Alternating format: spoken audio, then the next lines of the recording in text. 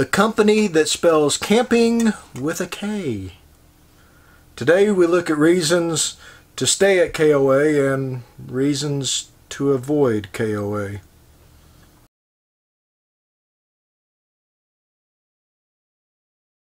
We aren't purists when it comes to camping. We do KOAs and we don't do KOAs. So we're qualified to make this video. Yeah. Welcome to 54 Nights RV, everybody. I'm Chris. I'm Terry. And my lovely assistant Terry, who at the end of this video will be cutting in half and putting back together. What? A little magic trick. You didn't tell me about that. I looked it up on the internet last night. It's simple. You have to stay at Holiday Inn Express or you can't do it. And we're campers. We'll talk about that later. So, why stay at a KOA campground? Yeah, why? Why avoid KOA campgrounds? Why? First, let's talk about KOAs. What is KOA? Campgrounds of America. It's a franchise. They've got like almost 500 locations. Wow. 460, 480, something like that. 28 of which are company-owned locations. I don't know which ones. I do know for sure the Billings, Montana location, which is the first KOA, the birthplace of the business, basically. That is a company-owned. The rest of them, the other corporate-owned locations could vary from year to year because they may buy out a retiring campground owner just to maintain the KOA label on it, only to sell it down the road, you know. But a lot of them, according to their franchise agreement, they use as pilot KOAs for different projects that they're coming up with. Are they in Canada? South America? I believe they are in Canada. I don't know about any other place. But enough about them. We need to talk about us. Let's talk about us. Okay. In our 30... Talk about you and me. No. Talk Okay, about all stop. the... Stop. Okay. Okay, B. In our 30-ish years of camping, RVing, whatever you want to call it, we've stayed at 40 different KOAs. Wow, really? 40. I counted them up today. Wow. Some of them don't exist anymore. But because we made them shut down. Yeah. 17 different states. So we've got some experience with KOA. And I'm sorry, I'm looking down. I got my notes here, so I try not to get squirreled, and it's not going to work, but it's I'm attempting. I'm it's trying. So that if you get squirreled, you can get back to where you were. Okay, that's a good plan, because right. I just got squirreled. Yeah. We've had a mixed bag of experience with KOAs.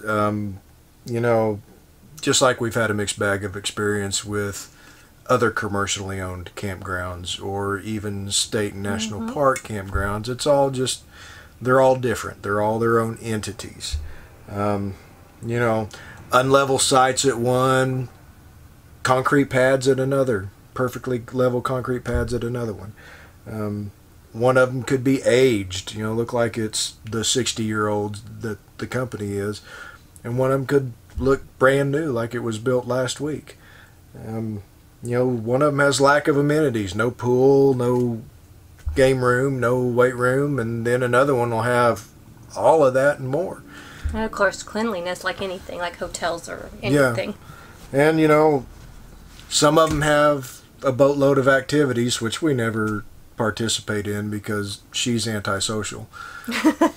You're antisocial. Okay, we're antisocial. We only talk to you. Because you're special. Oh my gosh. You're a freak. This is why I don't socialize. That's probably I scare a good people. thing. You know, in other places, no activities at all. So, 4 reasons to stay at a KOA. Why 4? Because 5 is overused. or I just couldn't think of a fifth one. I think that's more likely, yeah. Easy in, easy out. That is, you know, our last trip we stayed at 3 KOAs. One of them was a destination, which, you know, recently has been kind of rare with us. We usually stay at state or national or another commercially owned campground, not typically KOAs, but the other two were road trip KOAs, and we stayed at them because easy in, easy out. You typically have pull-throughs at these KOAs, so you don't have to unhook if you don't want to. And usually, you know, most KOAs are right off the main drag wherever you're going. You know, if you're en route to somewhere, chances are you're going to come across a KOA at the next exit. And they usually have a pool.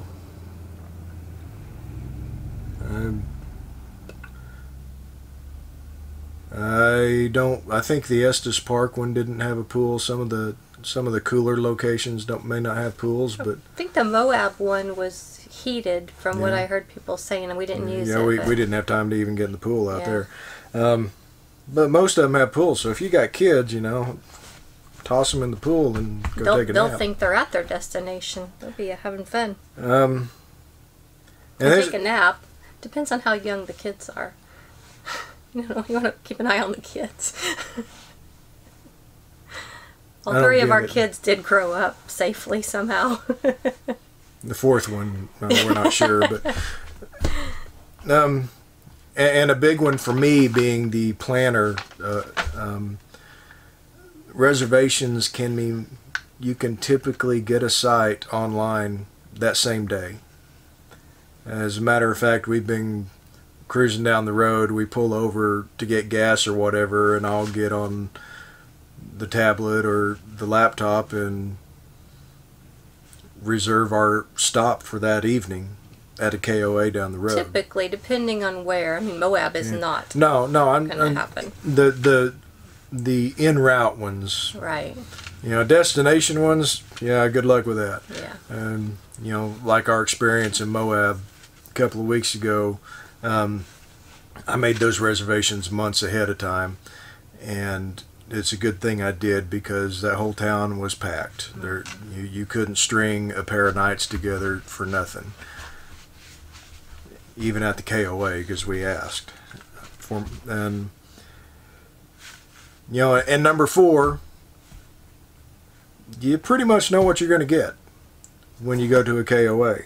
You know, in 2012. At the KOA convention of KOA franchise owners, they introduced a new naming system, and so and I'm sure a lot of you have seen it. You got a KOA Journey.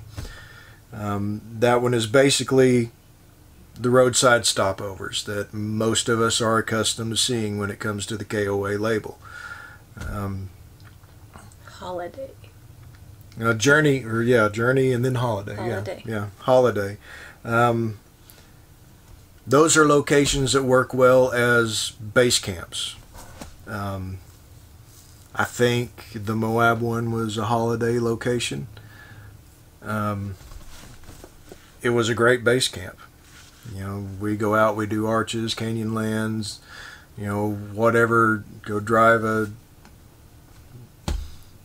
rough road, whatever. That KOA Holiday was a good base camp, and that's what the Holiday means. And then the KOA Resort, never stayed at one that I'm aware of, but they are KOAs that you're supposed to be able to stay at and throw your keys in the trunk and forget about leaving until you're ready to leave for good. They've got so many activities and things to do at that campground that they call it a resort. I didn't know that. I have not stayed at one. Maybe one of these days we might, you know, just to say we did. Drag the grandkids along with us, and we can sit in here and watch movies while they go out and explore the activities. And one of them's like a year old, and the oldest one is like 5. So? That's not going to work. We're not going to do that. We're not. We'll discuss that. So, our 4 reasons not to stay at a KOA. Number 1 that I've got you down here is basically the same as the 4th one that I put down on the reasons to stay. You pretty much know what you're going to get. Kinda. You know, KOAs are the same I mean, they're like a pair of brothers. They're different, but they're the same, I guess. You know, according to their website, each location goes through a quality review on an annual basis. So apparently they've got like 4 teams that go to all the locations each year and do an inspection or an audit, whatever you want to call it, and you know, they get graded, what have you. You know, it's at that time where they might get a President's Award or a Founder's Award, which, you know, the cynic in me says basically it just gives them a license to charge $10 more. You know, but you know, based on some of the locations we stayed at, I have to wonder how low their standards are on quality. Little Rock. I mean, that one had cables strewn out across the campground. Then there was one that flooded every time it rained. They were nice people, but it was all the sites were flooded. Just stayed flooded. I don't know. I mean, not a very, very good location. Really good people, really nice campground, but when it rains, you don't want to be standing out there holding your power cord, right? Because you're ankle deep in water. Yes. But you know, as far as locations, like, you know, one in Goodland, Kansas, a little aged. They've got a pool and their store up front. Everything just seems a bit dated, but it's still functional. I guess some people would call it rustic, and we're not camping snobs by any means. We'll park out in the sticks without any hookups at all and be happy, you know, campers for however long. You know, we don't require all the amenities, the pool, and you know, the concrete pad and the deck and the picnic table. We don't need all that. We're not snobs. I'm just saying that because, you know, like this one in Goodland, Kansas, it's aged. Some people call it rustic. I don't have a problem with that. I really don't. The only problem I have with that is paying KOA money for this place. But that's on down the list. Another reason not to stay at a KOA is their parking lot layouts. Most KOAs, not all of them, but most of them, are laid out and designed in a manner to cram as many people as they possibly can in that half acre. Right, definitely not all of them. Yeah, no. Durango was an exception. Yeah. They're KOA in Estes Park. You cannot put your awning out. You can't even park at your campsite in the one in Estes Park. I mean, there are like 3 or 4 sites at the front that are, I don't know, I guess they're VIP exclusive sites where you've got all the room in the world, but then you have the gravel lot. I mean, it's just one giant gravel lot with utility posts at the back of it, and you seriously, and this is not an exaggeration, you cannot put your awning out, because if you do, you will hit the neighbor. The site that we actually had to walk around behind the camper, step over the Stinky Slinky to get to the picnic table, which had a beautiful view. It was a gorgeous view, but just the fact that you had to, you know, jump hoops just to get back to it is like, really, this is. And you know, that's a lot of people's complaints about KOAs is their parking lots. Now, you know, for the KOA journey, the stopovers, you know, the one-nighters, it's not a bad thing. It's really not. I mean, most people use those KOAs as just a quick in and out anyway. You're not going to use your awning anyway. Yeah, so, you know, having a lot of room isn't high on the list.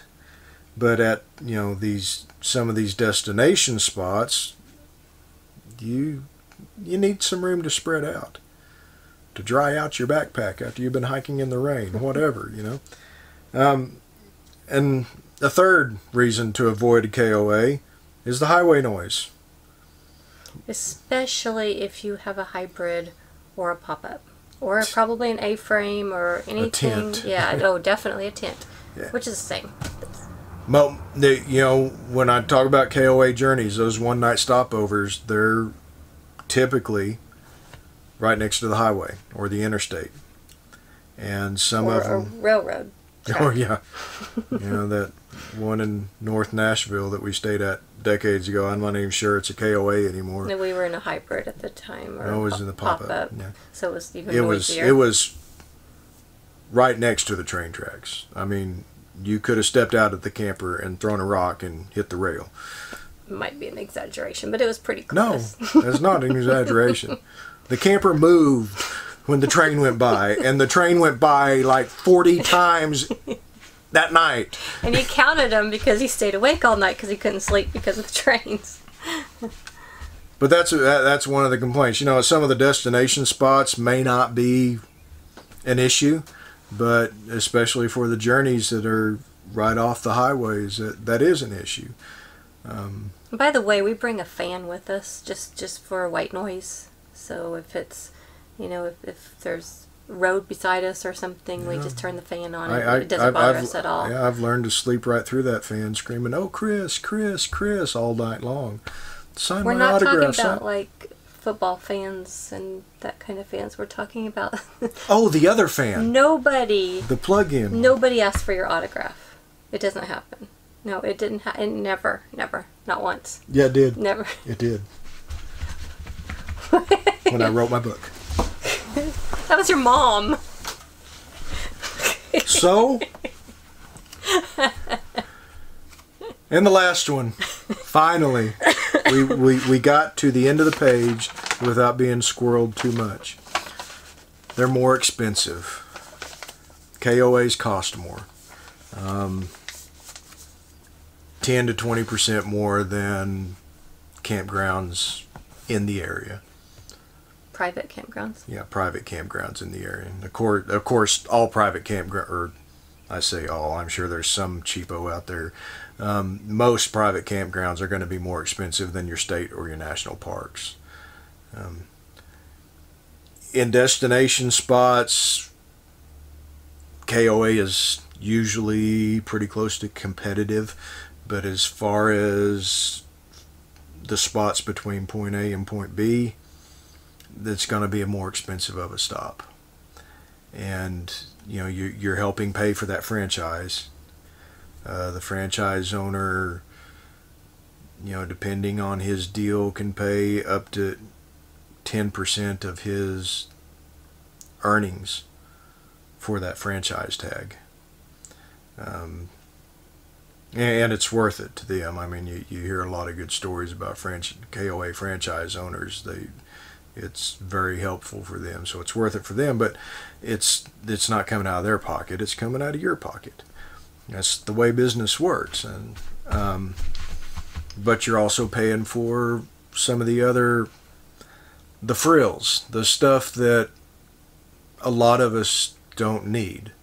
The pool, the pickleball court, the game room, the weight room, the pancake breakfast, the hay rides, the, you know, craft things that some of them have. You know, there's a lot of activities that a lot of these places have, and you're going to pay for them. Even at these roadsides, these journeys, even the journeys have other things like a pool, or, you know, we stayed at one that actually had a weight room in it. And they did a chicken dinner at night. I think that was in Colorado somewhere. You're paying for it. So, you know, for us, like our trip down to Florida here in a couple of months, our first stop is going to be at a rest stop or a truck stop. I'm not going to pay $50 to stop at a KOA just to get my 6 hours of sleep. Bonus of a generator in the heat. Turn on the air. Yep. Anyway. Well, I've got one more thing to add. Uh-oh. KOAs a lot of times have breed restrictions. So if you have bully breeds or, you know, some other breeds that aren't welcome in some places, you might check on that before you make a reservation. And because when you get there, a lot of times they'll ask you what breed your dog is. Yeah. It's crap, but it's what it is. So plan ahead. Yeah. I don't think we've ever owned one of those dogs. I say that. You know, there was a time when Cocker Spaniels were on that list. And we love those dogs. It's just we just don't happen to have any. But yeah. I rescue actually many of them every year. Is that it? I think so. I just wanted to add that. It'd be important if you're really tired and you wanted to. It's very important for, you know, that's something people have to think about when they're going on a road trip. And, you know, it's at some of these places that information isn't really listed online. And, you know, as a matter of fact, you get on the forums, and like with any big business or big corporation, you're going to find a lot of nasty stories about anything, you know. Or nasty is probably an extreme word, but I mean just negative stories about them, you know, McDonald's or Burger King or, you know, Walmart, whatever. Well, with KOA, one of the things that people assign to that acronym is keep on adding. And, you know, they'll tell you stories about how when they got there, all of a sudden that $52 night turned into a $68 night because of this or that or this. We haven't ever experienced that ourselves, and we've stayed at 40 of them, like I said. Just with extra people, but we knew that. You know that ahead of time. Mm-hmm. You get online, you make your reservation, you know, you got your 2 adults, and any additional is $5 a head. Some of them do charge $3 for a pet fee, but that's the same with any commercial or privately owned campground. It's hit or miss. Yeah, we haven't experienced anything beyond those 2 things, and so we stopped taking extra people with us. So that cut down on the cost. Mm-hmm. So we've used them. We'll continue to use them. Yeah. I mean, it's not they're not our favorites, but no, and they're not even, when I'm looking at a place at our destination, they're not even on the top of the list. It usually goes national park, state park, private campgrounds, and then I look at the KOA, because I mean KOA is just kind of the old reliable standby for me. But it's I don't think it's ever, I mean, at least the past 7 or 8 years, it has not been my top choice for a destination when we're getting to the destination. Now, like I said earlier, the road trips, we hit them all the time, easy in, easy out. But anyway, we better wrap this up because I've pushed it way too far. I got squirreled again, and it's her fault. It's always my fault. So, if this was helpful, give us a like, thumbs up. Subscribe to the channel if you're interested in topics like this or hiking videos. You know, during our show season, we do RV walkthroughs, and we always have Harley-Davidson motorcycle sound effects in the background. We're even going to do a Disney video soon where we'll have some tricks on saving money, because we've done that quite a few times. We are Disney veterans, so our next series of videos will be about Walt Disney World, traveling to it, and just things to think about. Right. And it's always his fault. See you later. Bye, guys. There's nothing wrong with that. I almost forgot. I almost forgot. I have liquid in my hand. I gotta cut you in half. We're not doing that. It's not happening. Sure we are. No, we're not. I know how to do it. No. You didn't stay at Please? Holiday Inn Express. Nope, it's not gonna happen. Come on. Nope. You need to keep practicing on your dolls. I'm out of them. They're all cut in half. Let's just put them back together. I haven't figured that part out yet. But I know how to do it on you. No, we're not doing it. It's no fun.